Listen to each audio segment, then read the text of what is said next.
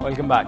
Now, Tamil Nadu Chief Election Officer Praveen Kumar visited the counting centres in Trichy today, and this is what he had to say regarding the money seized during the state assembly elections on the 13th of this month. We have to identify this thing that charge sheet can be laid when the electoral offence is made out. It's linked to this thing. If it is not laid out, electoral offence, then it will go to the income tax hands to work on the income tax law. Because if 5 crores is kept there, no one is claiming it, it's not linked to election. Then you can't say it's the electoral offence. So charge sheet there should be an offence. But 5 crores is an income tax offence. Can we say that it's not an electoral offence? No, we can't know. We don't know. We don't know. The investigation is going on. We can't say. Well, in yet another curious case of shrinking public space, we find that encroachments effectively reduce the road space in a residential area in Ambattur. Now, a nightmare for pregnant women and old people. Simple tasks such as fetching water can become a tiresome journey. Pratiksha brings us this story. This was originally 40 feet wide. Now, thanks to encroachments and mushrooming slums, it has been reduced to a small 10 feet wide muddy lane, simply not wide enough for water tankers to enter. The main problem we face here is that we have no approach road either to the bus stand or to the railway station or to the city.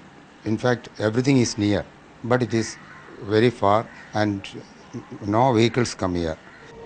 As for residents of Chandrasekharapuram in Ambattur Industrial Estate, it is a long trek to the Patrivakam Suburban Railway Station, which is just a few feet away.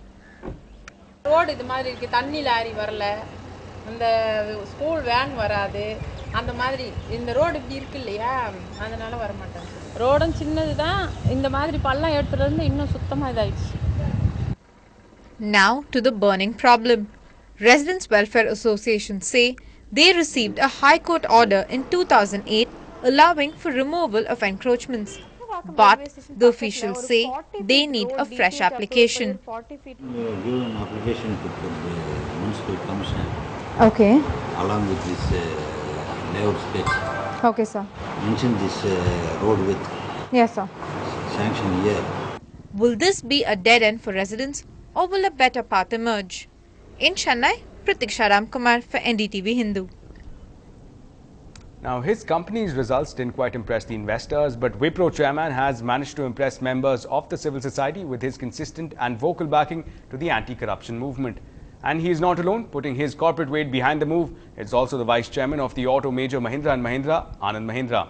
Now, the two corporate heavyweights have even written to the Prime Minister about the state of corruption in the country. And today, speaking alongside the sidelines of a convocation ceremony at the Great Lakes Institute of Management, Azim Premji requested the Prime Minister to root out corruption, warning that the next generation might have to face a troublesome challenge. We have come to a stage in our country, and I feel very emotional about it, where we are really facing a catharsis. And if we do not overcome this catharsis, what are we leaving in terms of the country to our children and to our children's children? And this extent of erosion which is taking place is so deep, so violent, and so pervasive that it has to be put an end to. And it has to be put an end to by leadership. Leadership in society, leadership in politics, leadership in bureaucracy, and equally important, leadership in commerce and industry. Because you all will increasingly play a more and more firm role going forward vis-a-vis shaping the size, the greatness and the future of our country. Well, in some national updates now, it was chaos in Parliament today as the meeting of the Public Accounts Committee ended with the chairperson Murli Manohar Joshi walking out in a huff over 11 MPs on the 21-member panel rejected his draft report on the 2G scam investigations. Now, the draft report indicted A. Raja, the former telecom minister, but made scathing comments on the Prime Minister and P. Chidambaram, who was the finance minister at the time of the 2G spectrum allocations.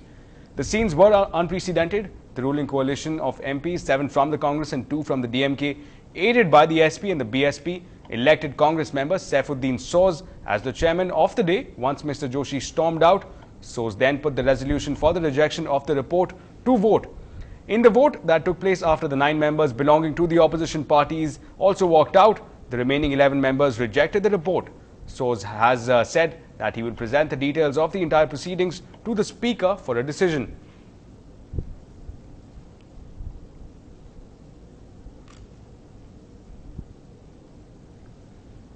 Now, search teams say that they have discovered part of a flight recorder from the Air France plane that crashed in the year 2009 off the coast of Brazil. However, the cause of the crash remains uncertain as they are yet to find the section containing crucial data which could reveal the real reason for the crash.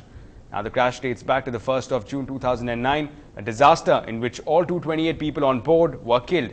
Now, the recorder section was recovered from a day after the salvage ship began working to retrieve the bodies.